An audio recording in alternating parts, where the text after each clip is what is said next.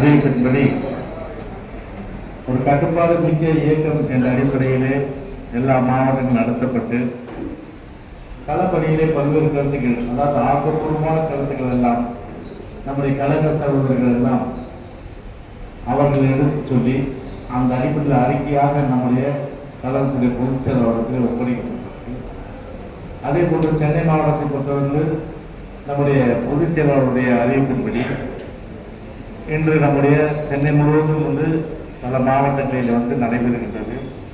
குறிப்பாக நம்முடைய வடசென்னை தெற்கு கிழக்கு மாவட்ட கழகத்தின் சார்பாக நம்முடைய களப்பணி ஆய்வை மேற்கொள்வதற்காக முன்னாள் அமைச்சர் பாசத்திற்குரிய அன்பு சகோதரர் திரு மோகன் அவர்கள் இங்கே கலைப்புனை ஆய்வு குழுவுக்கு இங்கே வருகை தந்திருக்கிறார்கள். அவரை வருக வருக வருக என நான் அன்போடு வரவேற்று நம்முடைய அருமை சகோதரர் பற்றி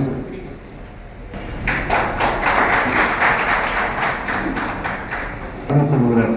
கழகத்துடைய அமைப்பு செயலாளர் ராயபுர மனோ அவர்களும் இங்கே வருகை வந்திருக்கிறார்கள். அவர்களையும் வருக வருக என நான் அன்போடு வரவேற்றுக் கொள்கிறேன். நம்முடைய பத்திரிகை சார்ந்த நண்பர்கள் அன்பு கவனத்திற்கு இது இன்டோர் மீட்டிங், இன் கேமரா மீட்டிங், தயவுசெய்து அதுக்காக உங்களுக்கு முன்னாடியே பேசி கொடுத்துட்டேன். அதனால் நீங்கள் உங்களுடைய பணியை நீங்கள் அப்லோட் பண்ணுறதுக்கும் அதே போல் டிவியில் எடுப்பதெல்லாம் அதுவும் திமுக பற்றி நிறைய கிளிகளி கிழிச்சிருக்கேன். அதெல்லாம் தயவுசெய்து போடும்போது உங்களை அன்போடு கேட்டுக்கொண்டு தயவுசெய்து பத்திரிகையில் இருந்து தயவுசெய்து போர்ட்ரேட் பண்ணிக்கிறது கேமராமேன் உட்பட இன்னொரு இருந்து பத்தமே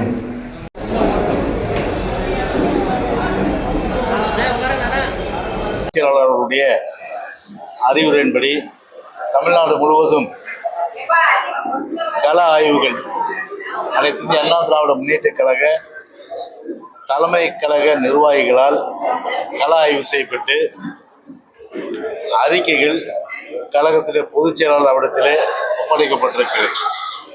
சென்னையை பொறுத்தவரை எல்லா மாவட்டங்களும் இந்த கள ஆய்வு முடிந்த பிறகு சென்னைக்கு இப்போதைக்கான அந்த கள ஆய்வு தொடர்ந்திருக்கின்ற நிலையில் நம்முடைய வடசென்னை தெற்கு கிழக்கு மாவட்டத்திற்கு கள ஆய்வினை மேற்கொள்வதற்காக நம்முடைய பாசத்திற்கும் அன்பிற்குரிய முன்னாள் அமைச்சர் அன்பு சகோதரர் திரு மோகன் அவர்கள் இங்கே நம்முடைய மாவட்டத்திற்கு எங்கள் வருகை தந்து கள ஆய்வு செய்ய இருக்கின்றார்கள். பொதுவாகவே எந்த ஒரு இயக்கத்தை காட்டிலும் ஒரு வலுவான ஒரு கட்டமைப்பு கொண்ட இயக்கம் அது அனைத்து இந்திய அண்ணா திராவிட முன்னேற்றக் கழக இயக்கம். அனைத்து இந்திய அண்ணா திராவிட முன்னேற்றக் கழக இயக்கம் வேறு எந்த இயக்கத்தை காட்டிலும் கள அளவில் அதிக தொண்டர்கள் வேறு எந்த இயக்கத்துக்கும் கிடையாது. ஒரு அதிக தொண்டர்களை, அதிகமான அளவுக்கு கிளைக்கழகங்களை, அதிகமான அளவிற்கு, அதாவது தேர்தல் ஆணையத்தை பொறுத்தவரை பூத்து கமிட்டி, அந்த பூத்து கமிட்டி பொதுவாகவே எல்லா கட்சியும் சொல்லுவாங்க எல்லா பூத்துலையும் ஆள் இருக்குன்னா ஒருத்தர் கூட இருக்க மாட்டாங்க. ஆனால் எங்களுடைய இயக்க தோழர்கள் புரட்சி தலைவர் விதைத்த விதை, நம்முடைய அம்மா அதை விதைத்த விதை, பூத்து கமிட்டி எல்லாம் ஒரு மிக மிக ஒரு பலமாக இருக்கின்ற ஒரு சூழ்நிலையில் ஏறக்குறைய 64,000 வாக்குச்சாவடிகளுக்கும் நம்முடைய அனைத்து இந்திய அண்ணா திராவிட முன்னேற்ற கழக சகோதரர்கள் அந்த பூத்து கமிட்டியில் இருக்கின்றார்கள். வேற எந்த ஒரு இயக்கத்துக்கு இது போன்ற ஒரு கட்டமைப்பு கிடையாது. எனவே எங்கள் இயக்கத்திற்கு இது போன்ற ஒரு கட்டமைப்பை எங்களுடைய முன்னோர்கள், குறிப்பாக புரட்சி தலைவர் புரட்சி அம்மா அவர்கள் கட்டமைப்பது. இன்றைக்கு அந்த கட்டமைப்பு மாறாமல் அப்படியே ஒரு கட்டுக்கோப்பாக இன்றைக்கு நம்முடைய கழக பொதுச்செயலாளருடைய தலைமையிலே இன்றைக்கு ஒரு வலுவாக இன்றைக்கு அந்த பூத்து கமிட்டிலாம் இருக்கின்ற நிலையில் கள அளவில் குறிப்பாக அனைத்து இந்திய அண்ணா திராவிட முன்னேற்ற கழகம் பொதுவாக 2 விஷயங்கள். இந்த ஆட்சியிலே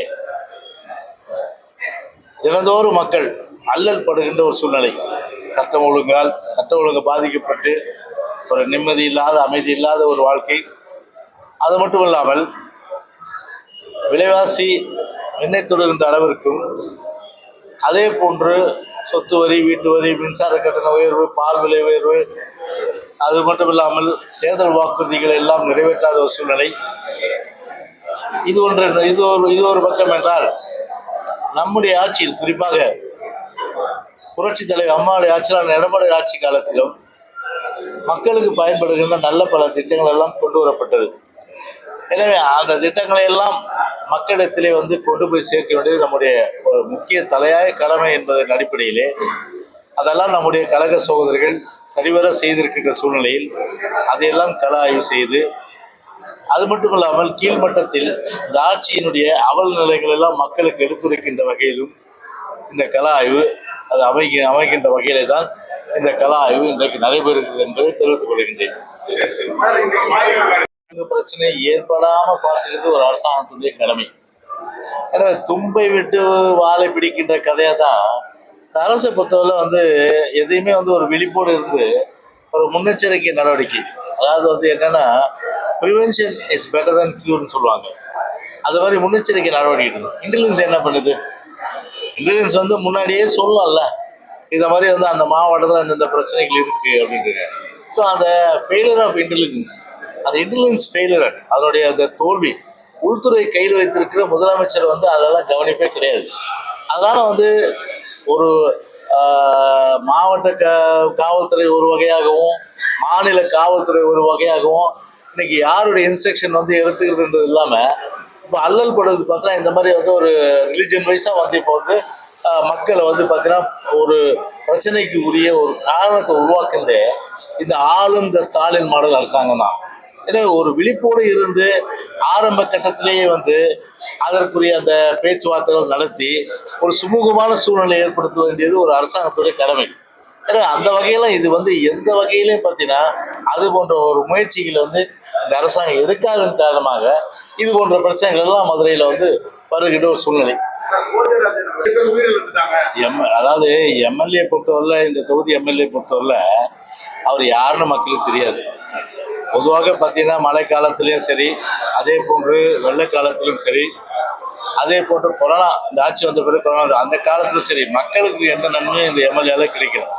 அவரை பொறுத்தவரை ஒரு அரசியல்வாதி என்றதை விட அரசியல் வியாபாரி, ரியல் எஸ்டேட் அந்த தொழில் தான் அவருக்கு சரிவர தொழில். அதனால் எப்போ யார் கொண்டு வந்தால் திட்டம் அதெல்லாம் அவருக்கு தெரியாது. அந்த திட்டத்தை பொறுத்தவரை கொண்டு வந்தால் திமுக. அம்மாவுடைய அரசில் அன்னைக்கு முழுக்க முழுக்க பார்த்தீங்கன்னா இதுக்கு ஒரு சென்ட்ரல் கவர்மெண்ட்டுக்கு கடிதம் எழுதி, அதன் அடிப்படை மத்திய அரசு கடிதம் எழுதி, ரயில்வே துறைக்கு கடிதம் எழுதி அனுமதி பெற்றோம். அப்போ கூட முதல்ல ஆரம்ப கட்டத்தில் என்ன சொல்லிட்டாங்க, ஒரு லெவல் கிராசிங்கில் ஒரு சப்வே வரணும்னா குறைந்தபட்சம் மக்கள் மூமெண்ட்ஸ் இருக்கணும், அதாவது போக்குவரத்து, வாகனங்கள் போக்குவரத்து இதெல்லாம் இருக்கணும். இதை முழுக்க முழுக்க முழுக்க அந்த புள்ளி உரம் எடுத்து கொடுத்தது அனைத்து அண்ணா திராவிட முன்னேற்ற கழக அரசு. அதற்கான ஆரம்ப கட்ட நிதி ஒதுக்கியது அனைத்து அண்ணா திராவிட முன்னேற்ற கழக அரசு. அதை ரெண்டு வகையா பிரிக்கலாம். ஒன்று ஒரு பிரதான லைன், அதாவது மெயின் லைன் சொல்லுவாங்க, சென்ட்ரல்ல இருந்து புறப்படுகின்ற வடக்கு நோக்கி, அதாவது டெல்லியாக இருந்தாலும் சரி, நெல்லூராக இருந்தாலும் சரி, ஹைதராபாடாக இருந்தாலும் சரி, அதே போல் பீகாராக இருந்தாலும் ஒரிசா எல்லாம் இப்படி தான் போகும். மெயின் லைனு, அந்த மெயின் லைனில் க்ளோஸ் பண்ணோம்னா டிராஃபிக் ஆகிடும். ஸோ வேற எந்த மாற்றுப்பாதையும் ட்ரெயின் கிடையாது. இது மிகப்பெரிய ஒரு சவாலாக இருந்தது, கஷ்டமாக இருந்தது. இந்த சவாலை எதிர்கொண்டு இங்கே வரும்போது மத்திய அமைச்சர் வரும்போது அவர் முன்னாடியே பேசி, என்னுடைய அறையில் அமைச்சராக இருந்தபோது அறைக்கு அழைத்து சதர்ன் ரயில்வே ஜிஎம்லேருந்து எல்லாரையும் பல கட்ட அங்கே உள்ள இந்த மின்ட் மாடல் சிட்டி, ஓதாந்த நகர், சீனிவாசபுரம் அந்த சங்கங்களுக்கே தெரியும் எத்தனை முறை நான் இதுக்கு கூட்டம் நடத்திருக்கேன். கூட்டம் நடத்தி அவங்களும் அதுக்கு முழு ஒத்துழைப்பு கொடுத்து இதுக்கு பார்த்தீங்கன்னா ஒரு ஜிஎம்க்கு சொல்லி, இது ஒரு பெரிய கஷ்டம், இது நாங்கள் நிதி ஒதுக்கீடு பண்ணிக்கிறோம். அதாவது டெபாசிட் ஒர்க்குன்னு இந்த எம்எல்ஏக்கெல்லாம் டெபாசிட் ஒர்க்லாம் என்னன்னு தெரியாது. அந்த டெபாசிட் ஒர்க்கை ரயில்வேக்கு டெபாசிட் பண்ணிட்டு ரயில்வே டெண்டர் விட்டு அந்த பணி நடந்த போது மெயினாக பிரதானமாக இங்கே தான் கவனிங்க நீங்கள், அந்த கேர்டர் பார்த்தீங்கன்னா பிளேஸ் பண்ணாதான் ஒரு பக்கம் இந்த ட்ரெயின் மாற்றி மாற்றி சிக்னல் கொடுத்து போக்குவரத்து பிரச்சனை முடியும். அதை ஹைதராபாத்லேருந்து கொண்டு வந்தோம். அதுக்கு அந்த அசோசியேஷன் தெரியும் எங்களுடைய உழைப்பு என்னன்றது, என்னோட உழைப்பு என்னன்றது தெரியும் அசோசியேஷனுக்கு. அவங்களும் அதுக்கு முழு முயற்சியாக ஹைதராபாத்லேருந்து கொண்டு வரதுக்கு எல்லா ஏற்பாடு பண்ணி ஹைதராபாத் அந்த கேர்டர் வந்து வந்த பிறகு அதுக்கு வந்து கேர்டரை வந்து ரீப்ளேஸ் பண்ணுறதுக்கு தான் பெரிய வேலையை. அந்த வேலையை நான் வந்து செய்யலைன்னா இன்னும் கூட பார்த்தா கிணத்துல போட்ட கல் மாதிரி தான் இருக்கும். அது அந்த கேர்டரை வந்து கொண்டு வந்து அதை வந்து ஃபிக்ஸ் பண்ணி அதுக்கு பிறகு அந்த ட்ரெயினை வந்து ஒரு ட்ரெயினாக அனுப்பி வச்சு அந்த சென்ட்ரல் கவர்மெண்ட்டு ரயில்வேனுடைய திட்டத்தை முடிச்சுதா வாழைப்பழத்தை உரிச்சு வச்சாச்சு. நான் கேட்குறேன், இந்த முட்டாள் அரசாங்கம், இந்த முட்டாள் எம்எல்ஏ, மூளை இல்லாதவங்க ஒரு வாழைப்பழத்தை உரிச்சு வச்சிருக்காங்க, அதை கூட சாப்பிட்றதுக்கு ஒரு சோம்பேறியா இருக்காங்கன்னா இதை விட என்ன இருக்குது சொல்லுங்க? அதுதான் கஷ்டமே. ஸ்டேட் கவர்மெண்ட் வேலை ஈஸியாக பண்ணிடலாம், ஏன்னா நம்ம கவர்மெண்ட்டு அது நம்ம பண்ணிடலாம். சென்ட்ரல் கவர்மெண்ட்ல ஒரு பிரதான லைன்ல போய் ஒரு கேர்டர் எப்படி ஃபிக்ஸ் பண்ண முடியும்? அந்த கேர்டர் வந்து ஃபிக்ஸ் பண்ணுறதுதான் பெரிய விஷயம். அதை பண்ணி அந்த வேலையை முடிச்சு கொடுத்துட்டோம். அப்போ லிங்க் பண்ணோம், இந்த சைடு லிங்க்.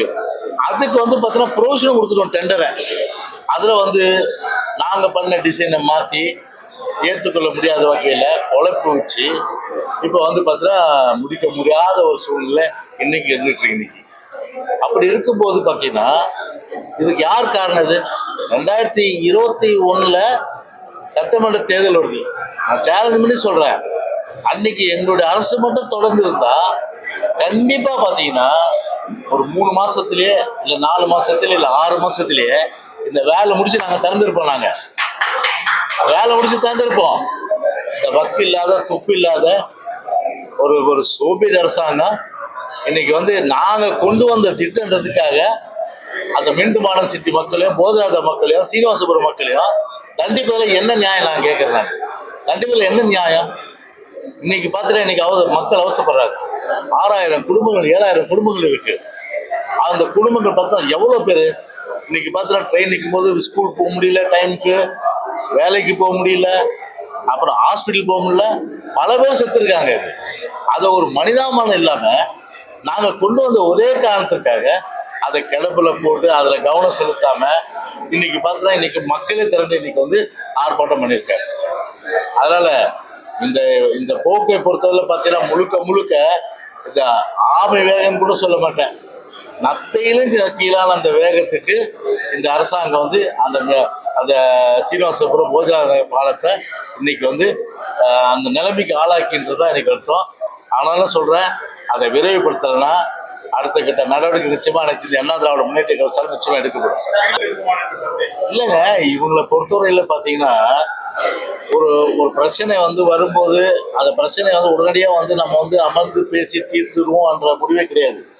இன்னைக்கு பார்த்தீங்கன்னா கொழுந்து விட்டு எரிகின்ற ஒரு சூழ்நிலையில் இன்னைக்கு அந்த மாவட்ட நிர்வாகம் சைலண்டா இருக்கு. இன்னைக்கு அந்த மாவட்டத்தை சார்ந்த அமைச்சர்கள் இன்னைக்கு சைலண்டா இருக்காங்கன்னா இன்னைக்கு எப்படிப்பட்ட வந்து அப்போ வந்து நான் கேட்குறேன், ஒரு மத ரீதியாக மோதலை இந்த அரசு விரும்புதா? மத ரீதியாக மோதலை இந்த அரசு வந்து விரும்புதா? மத ரீதியான மோதல் வராமல் பார்த்துக்கிறது தான் இந்த அரசாங்கத்துடைய பொறுப்பு. எனவே இதற்கு பதில் சொல்ல வேண்டியது இந்த ஸ்டாலின் மாடல் அரசாங்கம். அதாவது அந்த மத ரீதியான மோதல் வரக்கூடாது, ஏன்னா வராமல் பார்த்துக்கொள்ள வேண்டியது அரசாங்கத்துடைய பொறுப்பு என்ற அடிப்படையில் கண்டிப்பாக பார்த்தீங்கன்னா இதுக்கு வந்து உடனடியாக பார்த்தீங்கன்னா இந்த ஸ்டாலின் மாடல் அரசாங்கம் தூங்கின்னு இல்லாமல் உடனடியாக விழிப்போடு இருந்து அங்கே வந்து ஒரு சுமூகமான சூழ்நிலையை ஏற்படுத்தி ஒரு மோதல் வராமல் பார்த்துக்கொள்ள வேண்டியது கடமை அரசாங்கத்துக்கு, இந்த விடிய அரசாங்கத்துக்கு உண்டு. இன்னைக்கு தானே பேசியிருக்காரு. நேற்று காலையில் நான் பேசிட்டேன். நான் சொன்ன தமிழ் குரல் வந்து வாசிக்கிறீங்க. நம்ம நிர்மலா சீதாராமன் தமிழ்நாட்டை சேர்ந்தவர், அதை ஒரு தமிழ் பெண், அதனால வந்து குரல் வச்சிட்டாங்க. ஆனால் குரலை வாசிட்டீங்க, ஆனால் நிதி ஒதுக்கலையே, பணம் கொடுக்கலையே, எதுவுமே கொடுக்கலையே.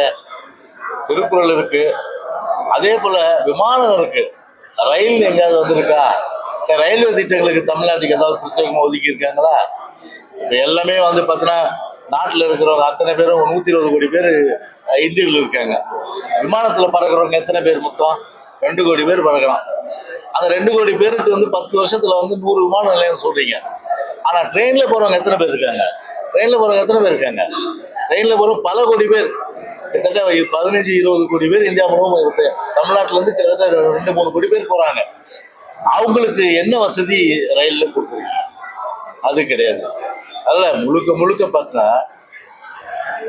நெசவாளர்களுக்கும் சரி, விவசாயிகளுக்கும் சரி, தொழிலாளர்களுக்கும் சரி, மீனவர்களுக்கும் சரி, அரைச்சமாக அரைக்கிற மாதிரிதான ஒரு பிரத்யேகமான ஒரு ஒரு இன்டகிரேட்டட் பிளான், ஒருங்கிணைந்த ஒரு திட்டத்தை வந்து இந்த மைய அரசு, இந்த மத்திய அரசு அது கொண்டு வரவில்லை தான் உண்மையிலே ஒரு ஏமாற்றம் அளிக்கின்ற ஒரு சூழ்நிலை.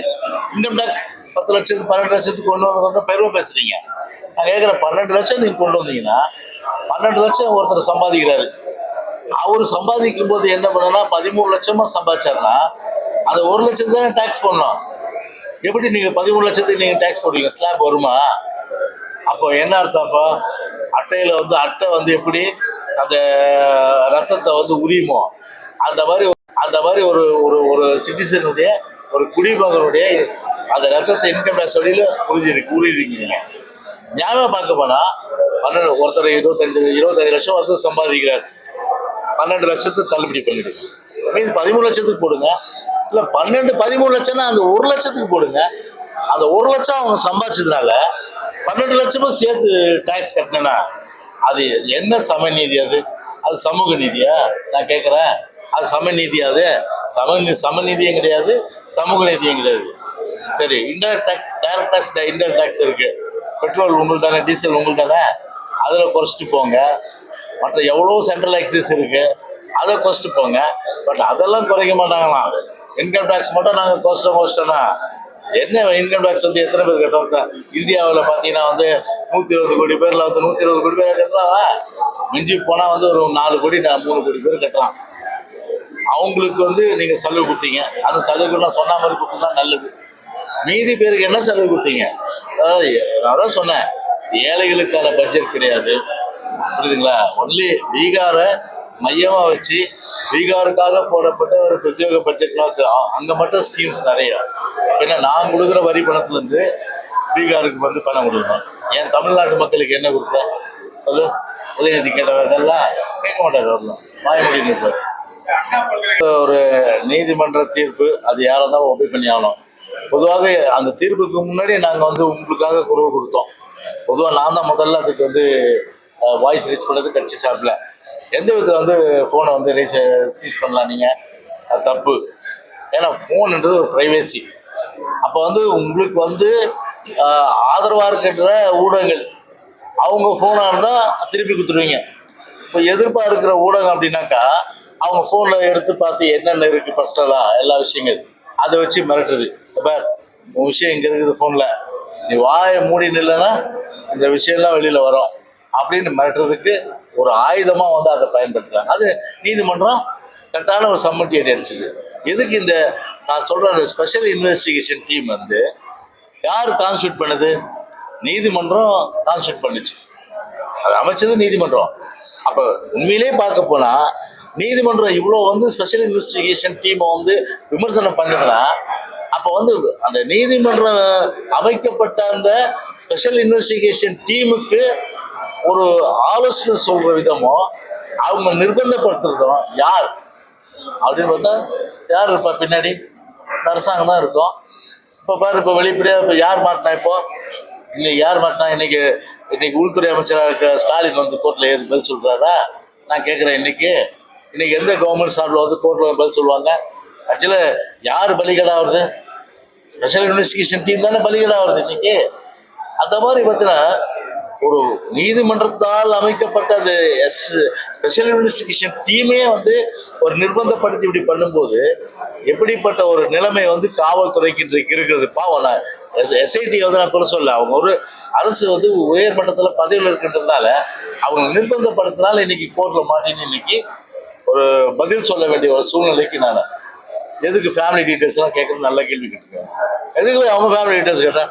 உனக்கு அப்பா இருக்காரா, அம்மா இருக்காரா, உனக்கு கல்யாணம் ஆயிடுச்சா, எத்தனை பொண்டாட்டி நீ வச்சிருக்க, உனக்கு அப்பா இருக்கு எவ்வளோ வருத்தப்பட்டு சொல்றாங்க. அது உனக்கு மச்சின்சிலாம் இருக்காங்களான்னு. மச்சின்சினா ஒய்ஃபுடைய சிஸ்டர்ஸ் அவங்கள இதெல்லாம் கேள்வி. அதெல்லாம் எவ்வளோ ஒரு அவமானப்படுத்துறது, அசிங்கப்படுத்துறது. பத்திரிகை ஒரு ஜனநாயகத்தில் ஒரு 4வது தூணா இருக்குங்க ஒரு பத்திரிகை வந்து இதை விட வந்து யார் வந்து கேவலப்படுத்தும்? இது வந்து யார் வந்து பின்னணியில் இருக்கா? யார் வந்து இது தூண்டுகோலா இருக்கா?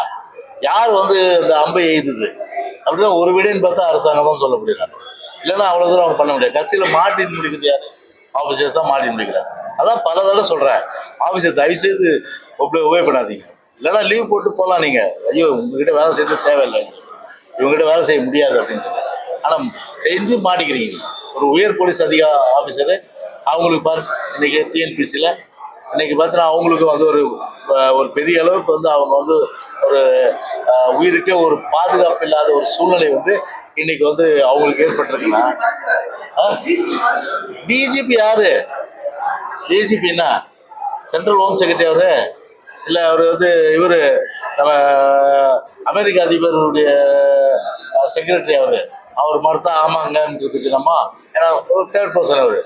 டிஜிபி வந்து யார் இமீடியட் ரெஸ்பாண்டிங் பண்ணுறது? ரிப்போர்ட்டிங் அத்தாரிட்டி அவருக்கு வந்து ஹோம் செக்ரட்டரி, ஹோம் மினிஸ்டர். அப்படி ஹோம் செக்ரட்டரி என்ன சொல்கிறாங்களோ ஹோம் மினிஸ்டர் என்ன சொல்கிறாங்களோ அதுதான் அவர் கேட்பார். அவர் இல்லை ஆமாங்க உண்மைதாங்க அப்படின்னு சொன்னார்னா அவர் டிஜிபியாக நீடிக்க முடியுமா? தயவுசெய்து கேட்டுப்பாரு. டிஜிபியாக நீடிக்க முடியுமா? நீடிக்க முடியாது. அடுத்த வந்து 24 ஹவர்ஸ்லேயே அவர் பார்த்தா அந்த போலீஸ் ட்ரைனிங் காலேஜ் போவார். இல்லைன்னா வந்து பார்த்தா வேறு ஏதாவது ஒரு கோர்ஸுக்கு வேறு ஏதாவது ஒரு டம்மி போஸ்ட்டு மாற்றிடுவாங்க. ஆனால் அதிகாரத்தில் இருக்கவங்க அப்படி தான் சொல்லுவாங்க அவங்க. ஆனால் உண்மை நிலவரம் என்ன? அவங்க ஒரு ஏடிஜிபி வந்து சொன்னது நாட்டுக்கு தெரியுது. அவங்களுக்கே பாதுகாப்பு, ஒரு காவல்துறை உயரதிகாரிக்கே ஒரு உயிருக்கு ஒரு அச்சுறுத்தல், ஒரு பாதுகாப்பு இல்லைன்னா இதை விட வந்து பார்த்தீங்கன்னா ஒரு சட்ட ஒழுங்கு கிட்டு ஒரு அதிகாரிகள் வந்து ஒரு பணி செய்ய முடியாமல் ஒட்டுமொத்தமாக சொல்லப்போனால் இந்த கவர்னர் சும்மா இருக்கிறாரு. உண்மையிலே பார்த்தா 356 கண்டிப்பாக இம்போஸ் பண்ணணும். 356 பொறுத்தவரை இந்த ஆட்சி மேலே இம்போஸ் பண்ணணும். அதுக்குண்ட எல்லா கிரவுண்டும் இருக்கு.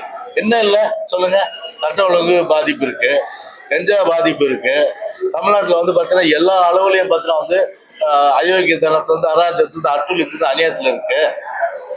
ஒரு காவல்துறைக்கு வந்து உயர்மட்ட காவல்துறைக்கு ஒரு பாதுகாப்பு சூழ்நிலை. அப்ப யார் இங்க பணியாற்றுவாங்க? அந்த சூழ்நிலை இருக்கிறத பார்த்தா கண்டிப்பா வந்து 356க்கு உகந்த ஒரு மாநிலம் அப்படின்னா தமிழ்நாடு. அது ஏன் கவர்னர் செய்ய மாட்டேன்ற? கவர்னர் குறை சொல்றாரு ஒழிய கவர்னர் அவருடைய அதிகாரத்தை வந்து பயன்படுத்தணும். அமைச்சர் என்ன சொல்லுவாரு? அவரு சட்டம் ஒழுங்கு சரியில்லைன்னு சொல்லுவார். அவர் ஆட்சிக்கு அவர் தான் சர்டிஃபிகேட் கொடுத்துருக்கணும். அவர் ஆட்சிக்கு அவரும் சர்டிஃபிகேட் கொடுக்கணும். வேற யாராவது சர்டிஃபிகேட் கொடுத்தாங்களா சொல்லுங்க? சரி, நான் கேட்குற திருமாவளவன்னு அவர் இவ்வளோ கூட்டணியில் இருக்காரு. வேங்கவேல் போக சொல்லுங்க. இந்த இவர் மோகன் கள்ளக்குறிச்சியில் ஒரு விஓஓ, அந்த விஓவே கூட்டிட்டு போயிட்டு அதை அசிட்டு போயிட்டான். இவங்க ஊர்ல முன்னாள் அமைச்சர் ஊர்லயே விஓவை கூட்டிட்டு. அதாவது அரசு அதிகாரி பார்த்தீங்கன்னா முழுக்க அவங்களுக்கு ஒவ்வொரு அரசியல் பின்னணி இருக்கு. ஏன்னா எனக்கு என்னப்பா டிஎம்கே மினிஸ்டர் தெரியும், டிஎம்கே ஒன்றிய செயலர் தெரியும், டிஎம்கே நகர செயலர் தெரியும், எல்லாருக்கும் எல்லாம் தான் தெரியும். ஆனால் தவறு செய்யறது அந்த எண்ணம் வரக்கூடாது. அதை தவறு செஞ்சால் அதை காப்பாற்றுவாங்கன்ற எண்ணம் வந்து அந்த தவறு செய்கிற அதிகாரிகளுக்கு வர்றதுனால தவறுகள் இது மாதிரி நடக்குது. இதுதான் உண்மை. அதனால் எனக்கு விஓவே பார்த்தீங்கன்னா வச்சு கூட்டிகிட்டு போயிட்டாங்க. விஓ கூட்டிகிட்டு போயிட்டாங்க. சோசியல் மீடியாவில் வந்துருக்குது. அந்த மாதிரி எல்லாத்துக்குமே பார்த்தீங்கன்னா ஒரு ஒட்டுமொத்தமாக மக்கள் பாதிப்படைகின்ற வகையில் தான் எனக்கு இந்த அரசாங்கத்தினுடைய செயல்பாடுகள் இருக்கு. விசிக திருமாவளவன் நான் அந்த சப்ஜெக்ட் வரேன் தம்பி, சப்ஜெக்ட் விசிக திருமாவளவன் இன்னைக்கு இதுக்கு போக முடியுமா? வேங்கவேல் போக முடியுமா? நான் கேட்குறேன். போக சொல்லுங்க பார்க்கலாம். லாக் சீல் ஸ்டார் அவர் தான் தோழமையில் தானே இருக்கீங்க. இது ஆதரவோட மக்கள் தானே. ஏன் வந்து பார்த்தீங்கன்னா ஏன் வந்து போகல? அது மாதிரி போகல சிலர்ல. ஓகேப்பா. மாவட்டத்தில் கள ஆய்வினை மேற்கொள்வதற்காக நம்முடைய பாசத்திற்கு மதிப்புக்குரிய முன்னாள் அமைச்சர் அன்பு சகோதரர் திரு மோகன் அவர்கள் இங்கே நம்முடைய மாவட்டத்திற்கு இங்கே வருகின்றது கள ஆய்வு செய்ய இருக்கிறார்கள். பொதுவாகவே எந்த ஒரு இயக்கத்தை காட்டிலும் பொதுவான ஒரு கட்டமைப்பு கொண்ட இயக்கம் அது அனைத்து இந்திய அண்ணா திராவிட முன்னேற்ற கழக இயக்கம். அனைத்து இந்திய அண்ணா திராவிட முன்னேற்ற கழக இயக்கம்